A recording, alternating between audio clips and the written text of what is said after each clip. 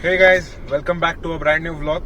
So now I am leaving towards Nashik, headed towards Ellora Caves. Ellora Caves, first we'll go to Ellora Caves and then Grishneshwar Jyotirlinga. I'll take you on this journey with me. Here I am in Nagpur traffic again. So waiting for the signal to open up. And right now it's 12:30. It's been about half an hour since we left Trimbak. We are in Nashik city, and according to Google, we still need 4 hours. That means we should be in Ellora by 4:30. Sorry, we should be in Ellora by 4:30. So we'll stay in Ellora for 1.5 hours because it closes at 6 p.m. and then go to Grishneshwar because their darshan is till 9 p.m. This is the same circle which I was stuck at before, as you will have seen in the last video, and I'm stuck here again. I have been here at least 15 minutes now, and it's almost going to be an hour and 5 minutes since I left, and I'll have only covered 30 kilometers. As you can see here, the roads have started to be pretty bad again.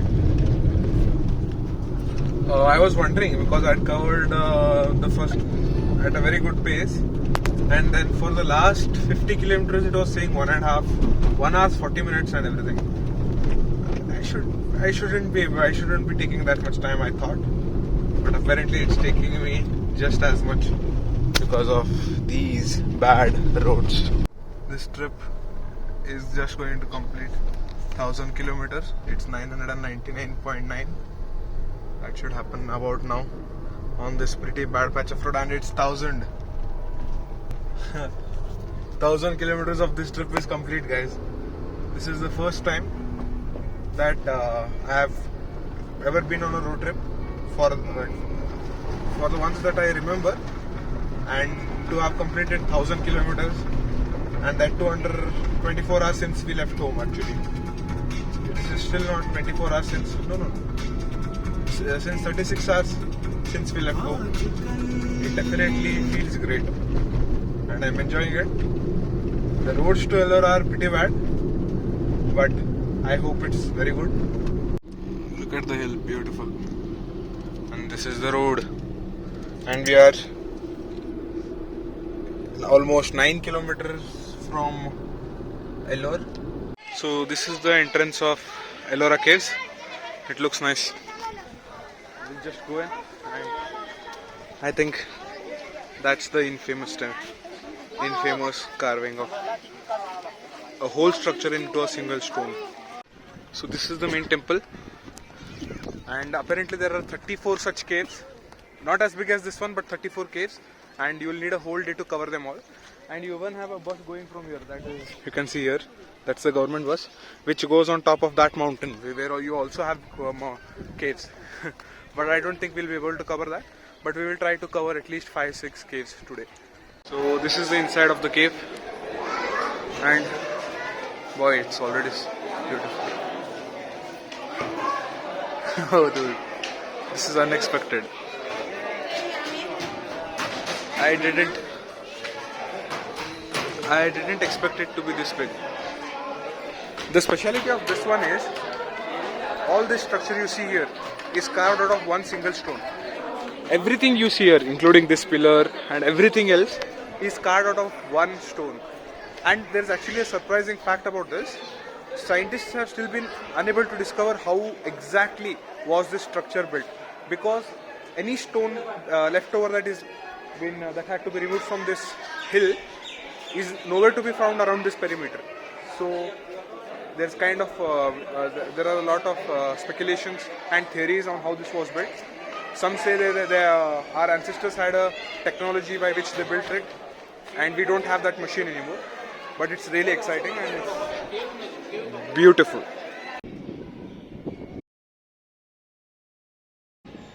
I think it is really wise for you to get a guide here, considering that there's a lot of history behind these structures.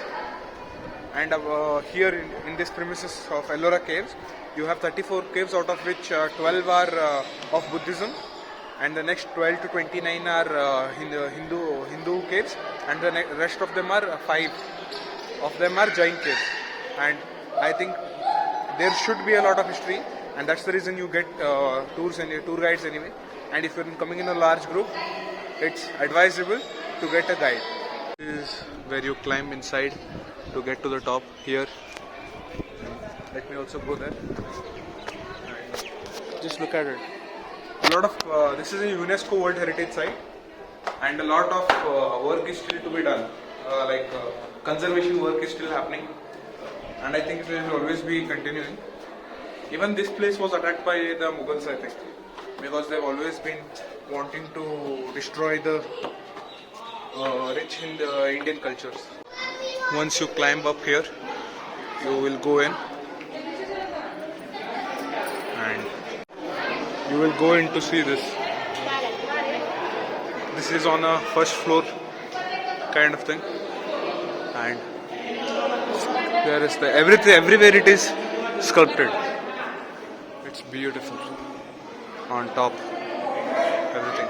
These are the pillars. Beautiful. At the heart is located a Shivlinga.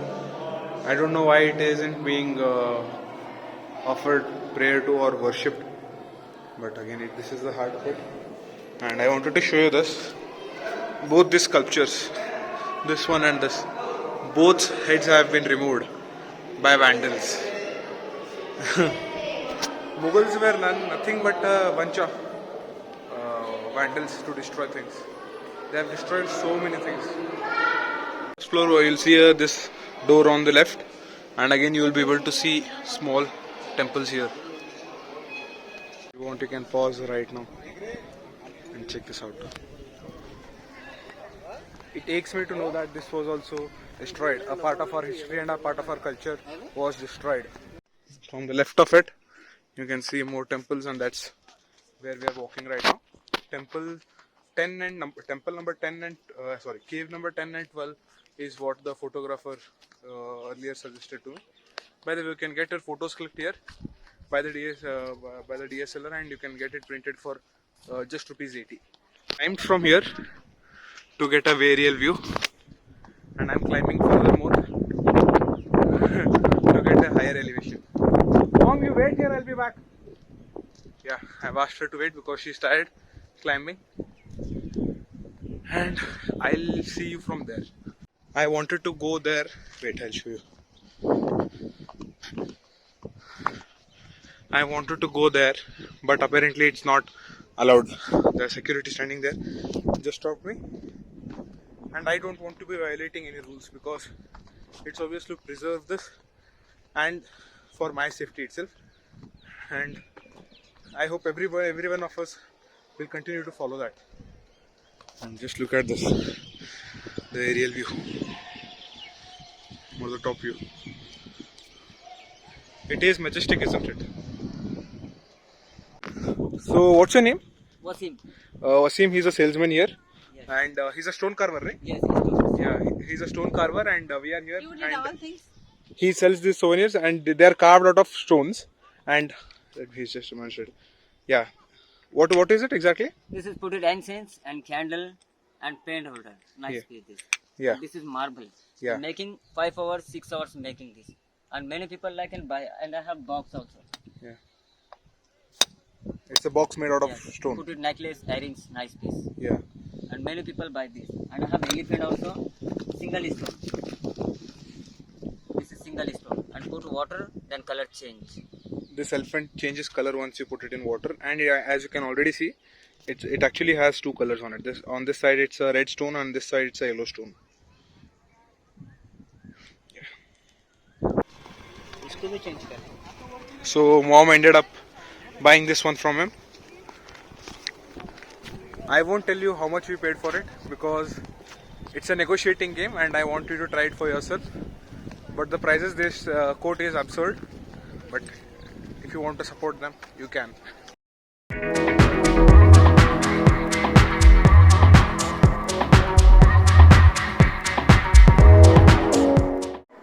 As you can see from top, it is again a dome.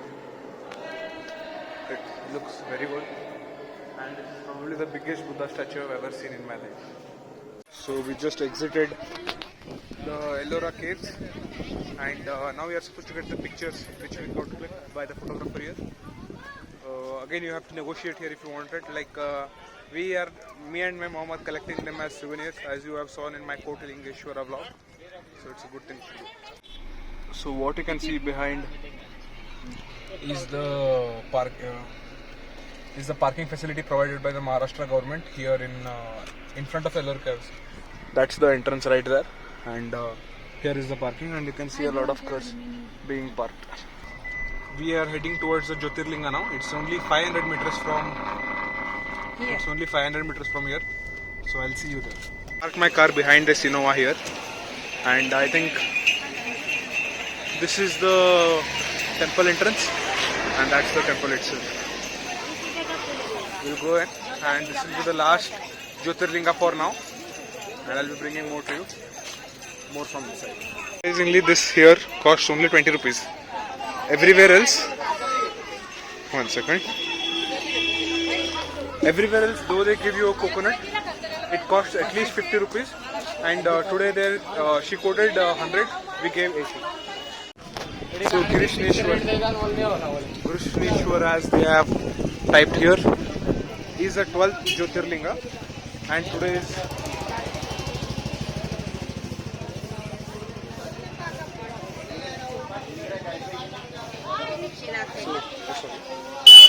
as I was saying, today is Monday. Today is the day of Bholenath. So we'll go and offer him some puja. So as it reads here, this is the inside of the temple. You are not allowed to carry even the mobile phones inside. So I'll be registering it here in the locker and going inside the temple. So I just exited from the temple, and I think I know why carrying mobile phones inside is not allowed. Because first of all, men aren't supposed to wear their shirts. Men or boys aren't supposed to wear their shirts.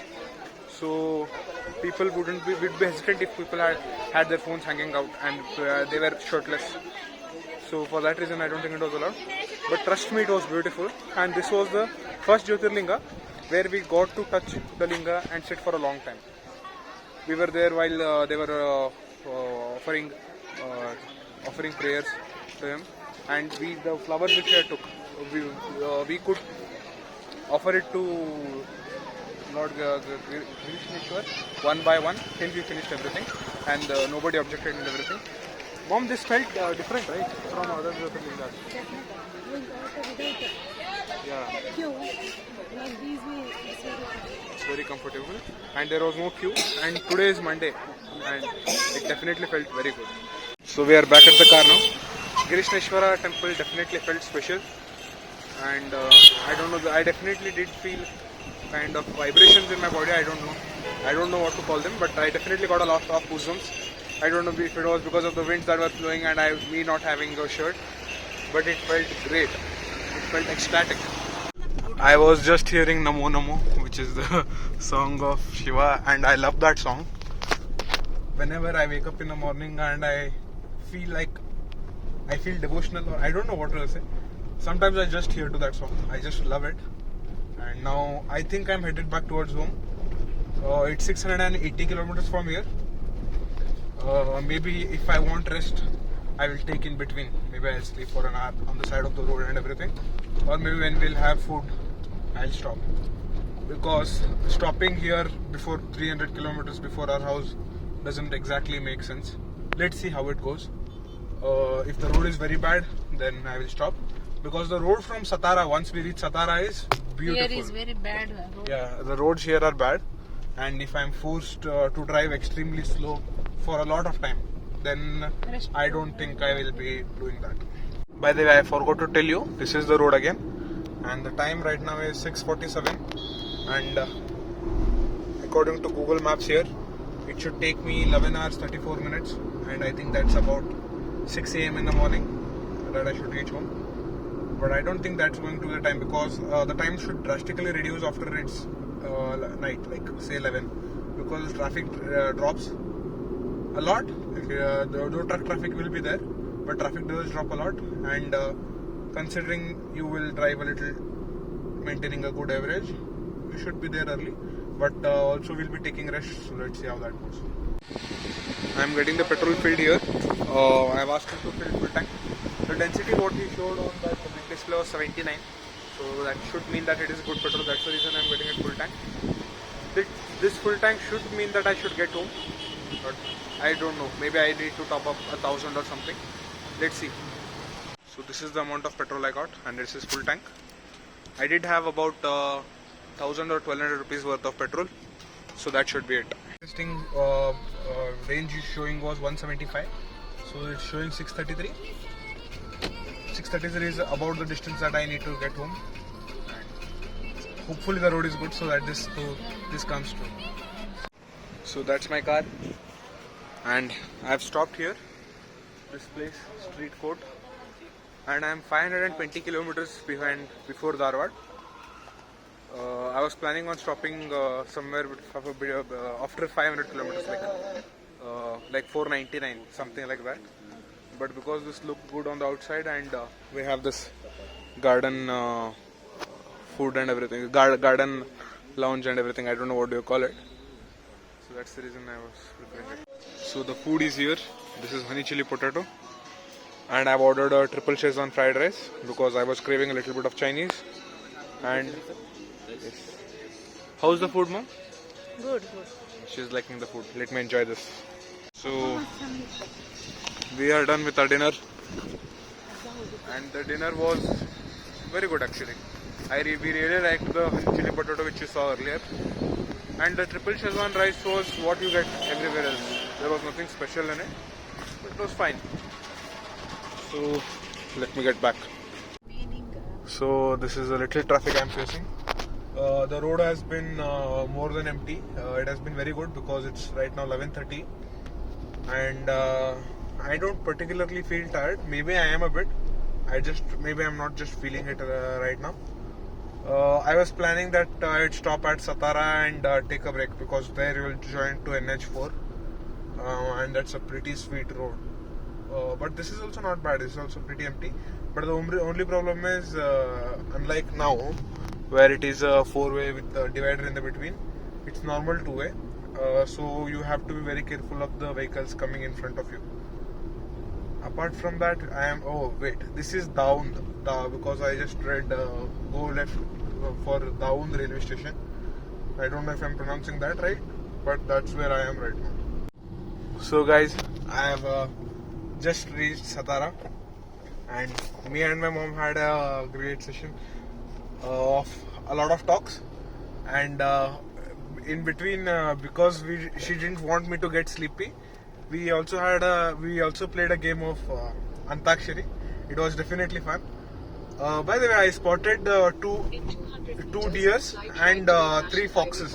Apparently that's extreme good luck, and I'm happy that I've got that luck of spotting 2 deers and 3 foxes. So we are in front of this hotel Rajmudra, and this is the highway right here where you can see the cars go. Actually, I was made to stop by my mom, and the time is 1:42 right now, and my mom was like, you are not driving anymore, you have to come to the side of the road and rest for at least an hour. So that's what I'm doing. I'll be resting for an hour and then continuing with the ride. I don't think I'll be doing it even for an hour. If I get up in half an hour fresh, then I'll leave in half an hour. Okay, so hey guys, I didn't realize this, but maybe I was tired, and now it's 6 in the morning, and I am still here where I showed you from the last scene, and I'll be leaving now because it's just 250 kilometers from here, my home. I should be there in 3.5-4 hours. It shouldn't take more, because once you cross Nipani, Karnataka's roads are much faster than these. So this is the road.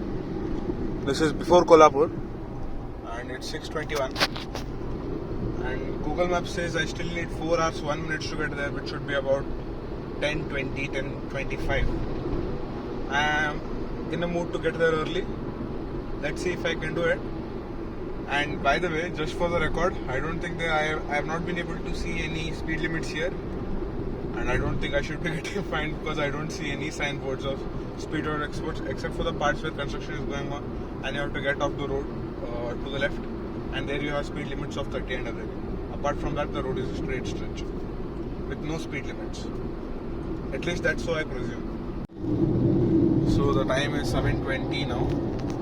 By the way, when I said that I was 250 kilometers behind, I was actually 283 kilometers from Dharwad, or my home.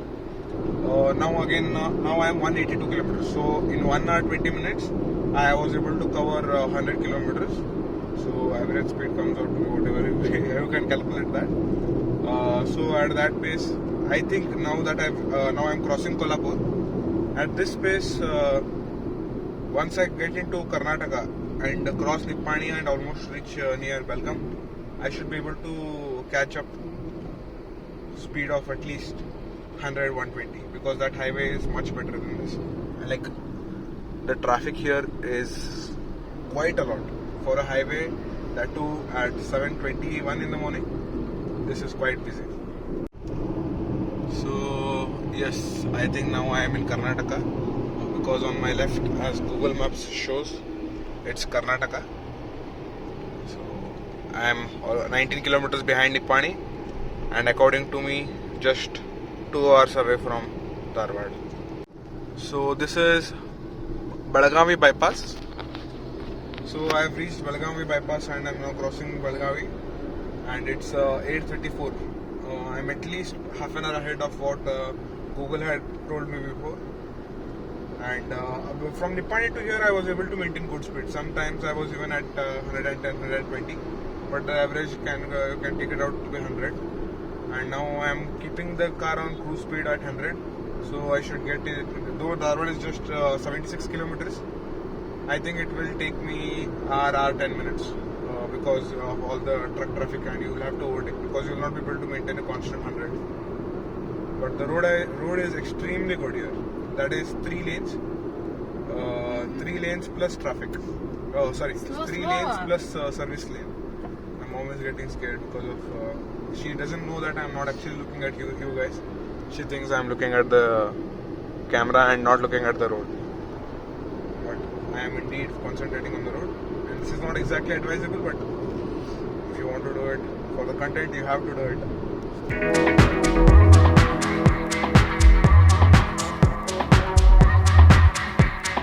So here I am again in a fuel station, and as the range said there, it did get me here 35 kilometers it said, and it has completed that. I completed that in a full tank. So before I go home, I am just refueling it for normal purpose. So here I am, less than a kilometer away from my home, and it's 9:40, and I beat Google by half an hour, I guess. And I'm getting some breakfast because mom is not really in a state to cook and feed right now, so I just get parcel for breakfast. I am home. Sit, beta. Sit. Shake hand. Kodle. Shake hand. Bittu, shake hand. Kodle. I guess he's too excited for it right now. Good boy. So it's 10. And I'm home. We are almost at a Nonstop because apart from standing next to the road, we didn't really stop anywhere else. And from 290 kilometers, I didn't stand anywhere. I didn't stop also anywhere. So that was a great ride. Great drive. 1,000 kilometers non-stop if you consider like that. That is, yesterday morning I had started at 7 and now it's 10 a.m. So definitely great. The weather is quite pleasant. So coming back to the topic, he's having food. He's having dosa actually. So this was it. This is the vlog, and it was a great experience. This is my first time visiting Jyotirlingas, and to have completed 3 Jyotirlingas and came back home, left home and came back home under 52 hours. Now that's a feat, and I'm really happy about it. And also this is my longest trip, like 1,000 kilometers, 1,660 kilometers in total. It's a feat for any driver, and I'm really happy about that. Proud. It's a milestone kind of thing. So thank you guys. Thank you for watching. Like, share and subscribe, and stay tuned for more content.